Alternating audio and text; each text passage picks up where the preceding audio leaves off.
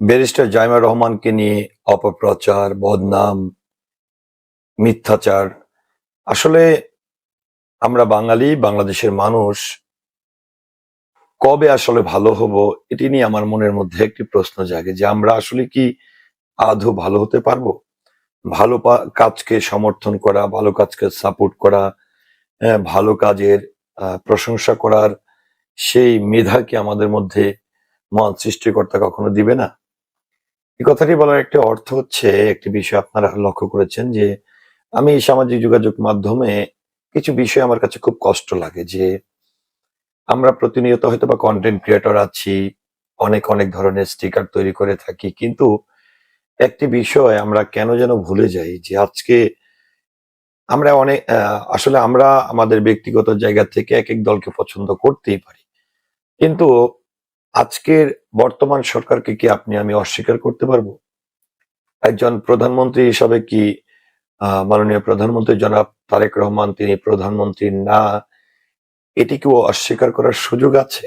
কিংবা আজকে বাংলাদেশে যদি ভালো কিছু হয়, মাননীয় প্রধানমন্ত্রীর হাত ধরে যদি বাংলাদেশের অর্থনীতি সমৃদ্ধশালী হয়, বাংলাদেশ সুন্দরভাবে এগিয়ে যায়, তাহলে কি আজকে আমরা যে যে দলই করি না কেন সেই সুবিধা কি আমরা ভোগ করব না? অবশ্যই করব।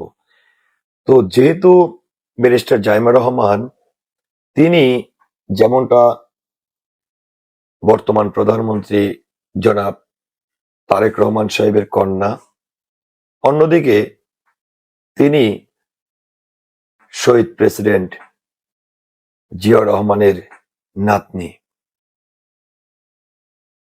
তিনি বাংলাদেশের তিনবারের সাবেক প্রধানমন্ত্রী আপসের নেত্রী বেগম খালেদা জিয়ার নাতনি। একটি জিনিস আপনাদেরকে আমি স্মরণ করে দিতে চাই, আজকে দল বল নির্বিশেষে বেগম জিয়ার প্রতি যে মানুষের যে ভালোবাসা, শ্রদ্ধা, ভক্তি, সেটি কিন্তু আমাদেরকে স্বীকার করতে হবে এবং সেটি অনেকে স্বীকার করেছেন। বেগম জিয়ার শেষ বিদায়ে সেটি প্রমাণিত হয়েছে এবং বেগম জিয়ার মৃত্যুর পরে কিংবা ঠিক তিনি যখন হাসপাতালে ভর্তি ছিলেন, যে কয়েকদিনই ছিলেন, ব্যারিস্টার জাইমা রহমান, বর্তমান প্রধানমন্ত্রী তারেক রহমান এবং মাতা ডক্টর জুবাইদা রহমানের সঙ্গে বাংলাদেশে ফেরার পর থেকে তিনি কিন্তু যতগুলো কাজ করেছেন, যতগুলো কাজে তিনি অংশগ্রহণ করেছেন, প্রত্যেকটি কাজই আসলে মানুষের দৃষ্টি পড়ার মতন এবং প্রশংসা পাওয়ার যোগ্যতা রাখে। আরেকটা বিষয় দেখেন যে মাননীয় প্রধানমন্ত্রী আজকে এটাও দেখে আমার ভালো লাগে যে যখন বলা হয় জাইমা রহমানের মধ্যেই বেগম খালেদা জিয়াকে দেখা যাচ্ছে, অর্থাৎ বেগম খালেদা জিয়ার প্রতিচ্ছবি, সেই জায়গা থেকে বেগম খালেদা জিয়া কিন্তু তিনি নাতনিকে তার আদর্শেই কিন্তু বড় করেছেন। সেটা হয়তো বা দূরে ছিল, কোথাও পালিয়ে যায়নি, শেষ পর্যন্ত আসলে এই মাটিতেই তাকে শায়িত করা হয়েছে।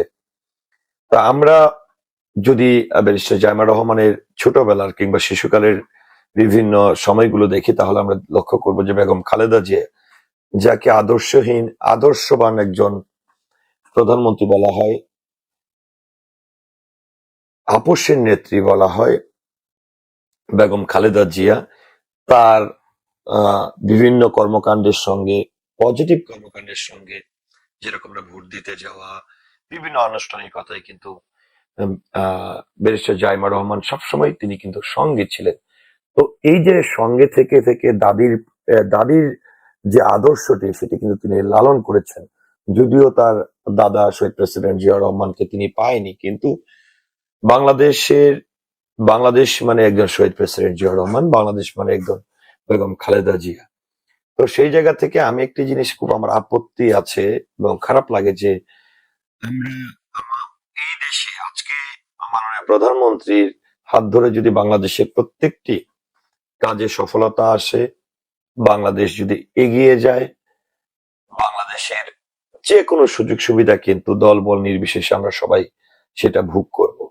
তো সেই জায়গা থেকে এসে একজন প্রধানমন্ত্রীর সন্তানকে নিয়ে অনেকে আমি খুব খারাপ লাগে যে নামে বেনামে অনেক আইডি থেকে ব্যারিস্টার জায়মা রহমানকে অসম্মান করে, জিয়া পরিবারকে অসম্মান করে অনেকে অনেক ধরনের পোস্ট করে থাকেন। আমি বরাবরই একটি কথা বলবো, যারা পোস্ট করেন তারা কি কখনো ব্যারিস্টার জায়মা রহমানের জায়গায় যেতে পারবেন? যারা এই ধরনের নোংরা পোস্ট করেন, সেই পোস্টে কিন্তু কেবলমাত্র বাংলাদেশে সীমাবদ্ধ না, সারা বিশ্ব কিন্তু দেখছে। তো আজকে সারা বিশ্ব যদি সেটি দেখে, আমাদের আহ প্রাইম মিনিস্টারের কন্যা ব্যারিস্টার জাইমা রহমানকে নিয়ে ব্যঙ্গ করা হচ্ছে, সেখানে প্রধানমন্ত্রী যেরকমটা অসম্মানিত হয়, তদ্রূপ রাষ্ট্র অসম্মানিত হয়, সেটি আমরা নিজেরাও কিন্তু বিশ্বের কাছে অসম্মানিত হয় এবং ছোট হই।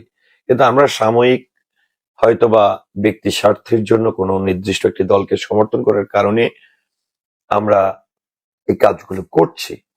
তো আমি একটি কথাই বলবো যে দেখেন, আসলে আমরা যে দলই করি না কেন, কাউকে ভালো লাগতেই পারে, কাউকে নাই লাগতে পারে, কিন্তু একজন প্রধানমন্ত্রীর, বর্তমান প্রধানমন্ত্রীর পরিবারকে নিয়ে উল্টাপাল্টা ব্যঙ্গ করা, তার কন্যাকে নিয়ে ব্যঙ্গ করা, তার কন্যাকে নিয়ে উল্টাপাল্টা পোস্ট দেওয়া, হ্যাঁ, অনেক সময় আমি দেখেছি এআই এর মাধ্যমেও অনেক কিছু তৈরি করে সেগুলো পোস্ট দেওয়া হয়। তো এই যে পোস্ট গুলো দেয়া হচ্ছে, পোস্ট গুলো দিয়ে কি আপনি খুব বেশি লাভবান হচ্ছেন? নিশ্চয় না। কারণ আজকে আমি মনে করি বাংলাদেশে যেই প্রধানমন্ত্রী হোক, সে প্রধানমন্ত্রীর প্রতি প্রত্যেকটি মানুষের সম্মান রাখা উচিত, তার পরিবারের প্রতি সম্মান রাখা উচিত।